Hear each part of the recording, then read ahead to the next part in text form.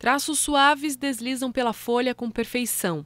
Fúlvio Pacheco, quadrinista, tem facilidade com os desenhos, muito mais do que com as palavras. O autista se expressa melhor por imagem do que por palavras, assim. Muitas vezes eu quero falar uma coisa e não consigo, mas desenhar é tranquilo. A história de Fúlvio e de sua família está na revista em quadrinhos Relatos Azuis, que ele mesmo escreveu e desenhou. Fúlvio descobriu o autismo em sua vida pela vida do filho. Quando o diagnóstico de Murilo, hoje com 10 anos, foi fechado, ele percebeu que tinha muito mais em comum com o filho do que os traços do sorriso e o jeito reservado. Foi numa conversa da esposa com a psicóloga do Murilo. E ela começou a contar algumas coisas em relação ao Murilo, do que ele fazia e das características e tal. E daí, numa dessas conversas, que eu comecei assim, nossa, mas parece eu. Sabe? Lembrando da infância, coisas que eu fazia quando era pequeno e tal, assim, sabe? Sandra, a esposa de Fúlvio, sofreu muito ao saber que o filho e o marido têm autismo. Eu falo que minha história com autismo, ela vem até antes, assim, porque eu tive um irmão que era mais velho que eu, 4 anos, e ele foi tratado como esquizofrênico, né? E quando eu tinha 17 anos, ele tinha 21, ele faleceu. Que ele teve umas crises convulsivas muito fortes e acabou falecendo. Mas eu vivi a minha infância com um especial do lado, assim. Desde criança eu vivo essa realidade, na verdade. Ela entrou em depressão, passou por momentos de desespero, principalmente por causa do histórico com o irmão. Mas isso é muito comum entre familiares de pessoas com transtorno, principalmente as mães. É preciso compreender o TEA para entender e saber lidar com o comportamento da pessoa com autismo. Às vezes é aquela pessoa que vai pisar na bola, que às vezes que vai fazer algum comentário que você não vai gostar, né? E não é por maldade, não é porque quer apontar alguma coisa em você ou algo assim. É porque a pessoa não consegue se colocar no seu lugar. A falta de conhecimento das famílias e das equipes médicas é a principal justificativa para casos do passado que não tiveram respostas. O termo autismo foi usado pela primeira vez em 1908 pelo psiquiatra suíço Eugen Bleuler, mas foi só na década de 1980 que as pesquisas na área trouxeram o reconhecimento do autismo como um transtorno com características específicas. O termo autismo entrou na 3ª edição do DSM, um manual diagnóstico e estatístico de doenças mentais publicado pela Associação Americana de Psiquiatria e que define nomes e padrões para diagnósticos. A partir daí, o número de casos reconhecidos começou a crescer. Segundo a Organização das Nações Unidas, 70 milhões de pessoas, 1% da população mundial, tem o transtorno do espectro autista. E esse número de diagnósticos fechados não para de crescer. Nos Estados Unidos, 1 a cada 68 crianças nasce com autismo. Em 2008, eram 1 a cada 88 nascimentos. E em 2006, 1 a cada 110. E entre os adultos, como no caso do Fúlvio, há ainda muita gente sem ser diagnosticada. Explicar esses números ainda é um desafio, mas existem algumas possibilidades.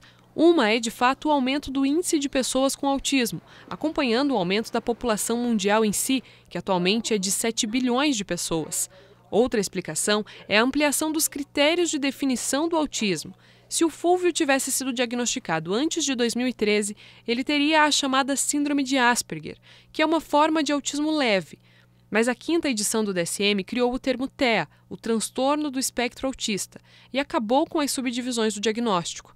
É o caso também da Fernanda, que suspeitou da síndrome 7 anos atrás, durante uma aula sobre dificuldade de aprendizado na Faculdade de Letras que ela cursava. Eu não sabia nada sobre autismo até então, foi lá meu primeiro contato. Quando eu bati o olho, eu já me identifiquei. Aí, a partir daí, eu fui estudar, ler depoimentos, para tentar entender melhor se era aquilo mesmo que eu estava... aquela resposta que eu estava procurando desde criança, sabe? Entender suas diferenças fez uma grande revolução na vida de Fernanda. Na época, ela trancou o curso de letras. Com conhecimento sobre o transtorno, chegou a diagnóstico de mais 2 pessoas na família, a irmã e o pai. De volta às salas de aula, hoje ela estuda arquitetura e é presidente da Abraça, a Associação Brasileira para a Ação por Direitos de Pessoas com Autismo, uma ONG que luta por representatividade e defende o cumprimento de leis que amparam pessoas com autismo. Primeiro, autoestima, né?